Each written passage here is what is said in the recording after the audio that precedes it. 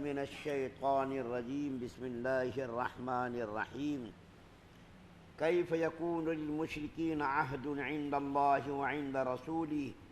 الا الذین عاہدتم عند المسجد الحرام فما استقاموا لکم فاستقیموا لهم ان اللہ یحب المتقین کیف وإن یظہروا علیکم لا یرقبوا فیکم الا ولا ذمہ یرضونکم بافواہہم وتأبی قلوبہم واکثرہم فاسقون۔ ان مشرکین سے اللہ اور اس کے رسول کے ساتھ کوئی معاہدہ کیسے باقی رہ سکتا ہے؟ البتہ جن لوگوں سے تم نے مسجد حرام کے قریب معاہدہ کیا ہے، جب تک وہ تمہارے ساتھ سیدھے رہیں تم بھی ان کے ساتھ سیدھے رہو۔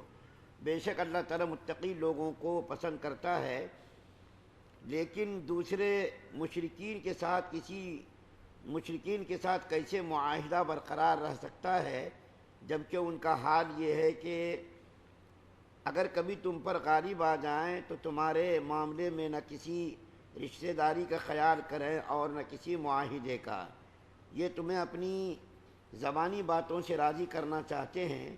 حالانکہ ان کے دل انکار کرتے ہیں اور ان میں سے اکثر لوگ نافرمان ہیں۔ سورہ توبہ کی 2 آیات، آیت نمبر 7 اور 8 آپ کے سامنے پڑھی گئی ہے۔ اوپر آپ کے سامنے کل عرض کیا گیا تھا کہ اللہ تعالیٰ نے نبی کریم صلی اللہ علیہ وسلم کو اس بات کا حکم دیا کہ کافروں کے ساتھ اگر آپ کا کوئی مدت معینہ تک معاہدہ ہوا ہے تو آپ اس مدت کو پورا کیجئے، اس کے اندر کچھ کمی بیشی مت کیجئے۔ لیکن اگر کسی کے ساتھ کوئی مدت معین نہیں ہوئی ہے اور معاہدے کی کوئی مدت طے نہیں ہوئی ہے تو آپ ان کو 4 مہینے کی مہلت دیجئے، اور 4 مہینوں کے بعد ان سے کہہ دیجئے کہ جزیرۃ العرب کو خالی کرو، یا تو اسلام قبول کرو یا تو جزیرۃ العرب سے نکل جاؤ، جہاں تمہاری مرضی ہو چلے جاؤ، اور آپ ان کے پیچھے مت لگیے۔ کل ذکر کیا گیا تھا کہ ان کے پیچھے مت لگیے کہ کون دل سے مسلمان ہوا ہے، کون سے زبان سے مسلمان ہوا ہے۔ اگر کسی نے زبان سے کلمہ توحید کا اقرار کر لیا تو آپ ان کو ان کے حال پر چھوڑ دیجئے، اور اگر کوئی آدمی اسلامی تعلیمات کو سمجھنے کے لیے آپ سے مہلت طلب کرے تو آپ اس کو مہلت دے دیجئے تاکہ وہ اسلام کے بارے میں سمجھ سکے، اسلام کے بارے میں غور و فکر کر سکے۔ اس وقت جو آپ کے سامنے آیت کریمہ پڑھی گئی ہے سورہ توبہ کے نمبر 7، اس آیت کریمہ کے اندر اللہ تعالیٰ نے بطور پیشین گوئی یہ بات ارشاد فرمائی ہے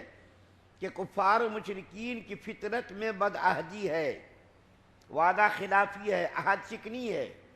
کفار و مشرکین کی فطرت میں، ان کی عادت میں یہ بات شامل ہے کہ وہ بدعہدی کریں گے۔ بطور پیشین گوئی اللہ تعالیٰ نبی کریم صلی اللہ علیہ وسلم سے خطاب فرما رہے ہیں کہ یہ چاہے کتنی بھی زبان سے وعدہ کریں اور جو ہے یہ عہد کریں، لیکن یہ عہد پر قائم نہیں رہیں گے۔ اس کی میں ایک مثال آپ کے سامنے پیش کرتا ہوں۔ صلح حدیبیہ کے ذکر میں آپ مستقل سنتے رہتے ہیں، صلح حدیبیہ کا ذکر مستقل آپ کے سامنے اس کے بارے میں بیان کیا جاتا ہے۔ صلح حدیبیہ کے موقع پر ایک بات جو میں اس سے پہلے کبھی میں نے ذکر نہیں کی ہے، وہ آج میں اس کو ذکر کرتا ہوں، وہ یہ کہ صلح حدیبیہ کے شرائط میں جہاں بہت ساری شرطیں طے کی گئی تھیں، ان شرطوں میں سے ایک شرط یہ بھی تھی کہ عرب کے قبائل میں سے جو جس قبیلے کے ساتھ رہنا چاہے وہ رہ جائے۔ کفار و مشرکین جو قبیلے تھے، ان قبیلوں میں سے جو قبیلہ جس کے ساتھ حلیف بننا چاہے، جس قبیلے کے ساتھ رہنا چاہے رہ سکتا ہے۔ مسلمانوں کے ساتھ اگر کوئی رہنا چاہے تو مسلمانوں کے ساتھ رہ سکتا ہے، کفار و مشرکین کے ساتھ اگر کوئی رہ سکتا ہے تو رہ جائے، ان کی مرضی ہے۔ تو عرب کے ارد گرد 2 قبیلے تھے، ایک تو بنو بکر قبیلہ تھا، ایک بنو خزاعہ قبیلہ تھا۔ تو بنو خزاعہ کا جو قبیلہ تھا، انہوں نے نبی کریم صلی اللہ علیہ وسلم کے ساتھ رہنا منظور کیا، رہنا پسند کیا، اور بنو بکر کا جو قبیلہ تھا، انہوں نے کفار و مشرکین کے ساتھ رہنا پسند کیا۔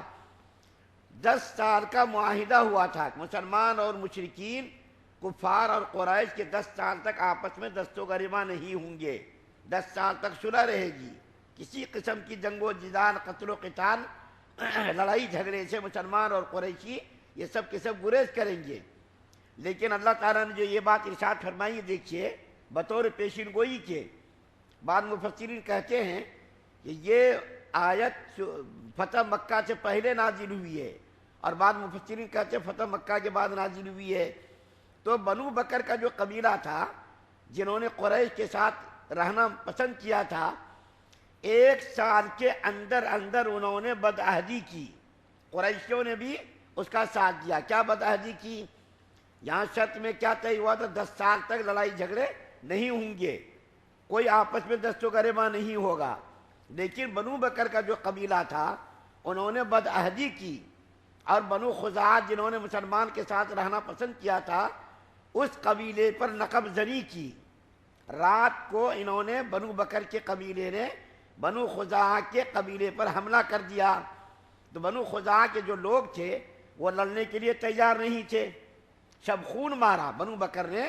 بنو خزاعہ قبیلے پر شب خون مارا، رات کو جو ہے حملہ کر دیا اچانک۔ تو بنو خزاعہ کے لوگ تیار نہیں تھے، بھاگ بھاگ کر کے حرم شریف میں گئے اور وہاں جا کر کے پناہ لی۔ لیکن کفار مشرکین کے بنو بکر کا ساتھ دیا، ظالموں کا ساتھ دیا۔ حالانکہ یہ ہونا چاہیے تھا کہ مشرکین مکہ کے قریشی لوگ بنو بکر کو روکتے کہ دیکھو تم وعدہ خلافی کر رہے ہو، عہد شکنی کر رہے ہو، تمہاری یہ بات مناسب نہیں ہے۔ لیکن بجائے روکنے کے قریشیوں نے بنو بکر کا ساتھ دیا، تو بنو بکر نے بہت سارے بنو خزاعہ کے لوگوں کو قتل کر دیا، حرم شریف کے اندر خون بہا دیا۔ تو وہ لوگ پریشان ہو گئے۔ تو بنو خزاعہ کے کچھ لوگ بچتے بچاتے مدینہ گئے، اور جا کر کے نبی کریم صلی اللہ علیہ وسلم کی خدمت میں جا کر کے عرض کیا، یا رسول اللہ، ہم لوگوں نے آپ کے ساتھ رہنا منظور کیا تھا، اور بنو بکر نے قریشیوں کے ساتھ رہنا پسند کیا تھا، لیکن رات کو انہوں نے ہمارے اوپر شب خون مارا، ہمارے پر اچانک حملہ کر دیا۔ ہم لوگوں نے خانہ کعبہ میں جا کر کے پناہ لی تو ان لوگوں نے خانہ کعبہ کے تقدس کو بھی پامال کر دیا، خانہ کعبہ کا بھی احترام نہیں کیا، خانہ کعبہ کے اندر ہم لوگوں کا خون بہایا، ہمارے آدمیوں کو قتل کر دیا، تو آپ ہماری مدد کو چلیے۔ تو اللہ کے رسول صلی اللہ علیہ وسلم بہت زیادہ غصے میں آ گئے کہ 10 سال کا معاہدہ تھا اور یہ 1 سال کے اندر اندر ہی وعدہ خلافی ان لوگوں نے کر دی اور عہد شکنی کی، وعدہ خلافی کی۔ تو نبی کریم صلی اللہ علیہ وسلم نے خفیہ طور پر جنگی تیاریاں شروع کر دی۔ ادھر ابو سفیان رضی اللہ تعالیٰ عنہ کو اور مکہ کے قریشیوں کو یہ فکر دامن گیر ہوئی کہ ایسا نہ ہو کہ اس وعدہ خلافی پر اللہ کے رسول صلی اللہ علیہ وسلم مکہ پر حملہ کر دیں اور مکہ پر حملہ کر کے ہم لوگوں کو نقصان پہنچا دیں۔ تو مکہ کے لوگوں نے ابو سفیان رضی اللہ تعالیٰ عنہ جو اس وقت مسلمان نہیں ہوئے تھے ان کو بھیجا کہ جاؤ مدینہ اور جا کر کے مسلمانوں سے پھر دوبارہ معاہدے کی تجدید کرو، دوبارہ پھر معاہدہ کرو۔ ابو سفیان رضی اللہ تعالیٰ عنہ گئے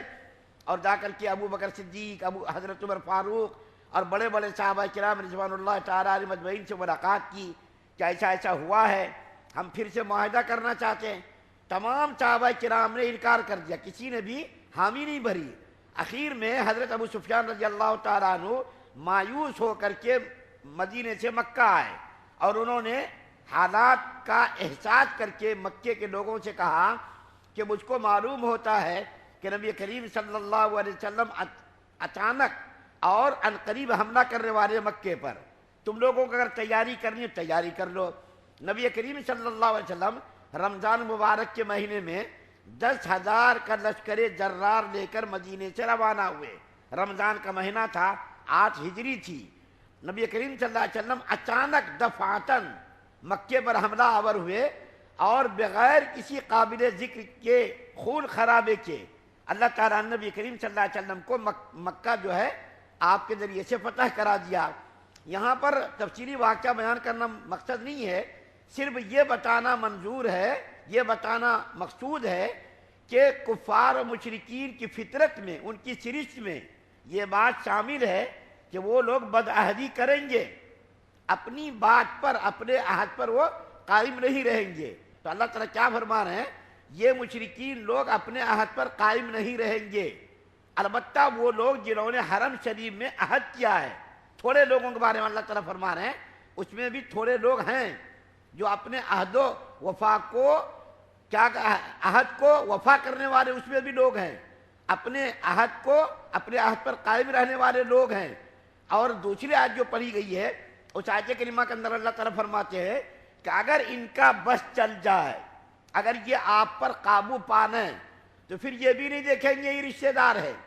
مسلمانوں پر اگر ان کو قابو مل جائے اور مسلمانوں پر اگر وہ غالب آ جائے، پھر وہ یہ نہیں دیکھیں گے یہ ہمارا بھائی ہے، یہ ہمارا رشتہ دار ہے، عزیز و قریب ہے، دوست ہے، احباب ہے۔ جیسا ابھی میں نے ایک واقعہ بیان کیا اس کے اندر دیکھیے یہی ہوا۔ اگر یہ کافر لوگ آپ پر غالب آ جائیں اور ان کو موقع مل جائے، پھر یہ رشتے ناطوں کو سب کو پس پش ڈال دیں گے، اور یہ لوگ آپ کو نقصان پہنچانے کی فکر کریں گے، نقصان پہنچانے کی تیاری کریں گے، سازش کریں گے، اور جو ہے آپ کو قتل و قتال کے ذریعے سے نقصان پہنچانے کی کیا کریں گے، کوشش کریں گے۔ تو برکیف دونوں آیت کریمہ کا خلاصہ یہ ہوا کہ پہلی آیت کریمہ میں اللہ تعالیٰ نے فرمایا تھوڑے لوگ اپنے عہد پر قائم رہنے والے ہیں، لیکن ان میں کے بیشتر لوگ اپنے عہد پر قائم نہیں رہیں گے، اپنے عہدوں کو اپنے وعدوں کو توڑ دیں گے۔ اور دوسری آیت کریمہ خلاصہ یہ ہوا جب جب یہ غالب آئیں گے، جب جب ان کو موقع ملے گا مسلمانوں کی نقصان پہنچائیں گے، مسلمانوں کو قتل کریں گے، عزت و آبرو سے کھلواڑ کریں گے، جیسا کہ اس کا مشاہدہ ہر زمانے میں ہم بھی کر رہے ہیں، آپ بھی کر رہے ہیں، اور تاریخ کے اندر ایسے شواہد اور ایسے واقعات بے شمار ہیں جس سے ان کافروں کی بدعہدی عہد شکنی کی مثالیں ملتی ہیں۔ اللہ سے دعا اللہ ہم سب کو سننے زیادہ عمل کی توفیق عطا فرمائے۔ سبحان اللہ بحمدہ۔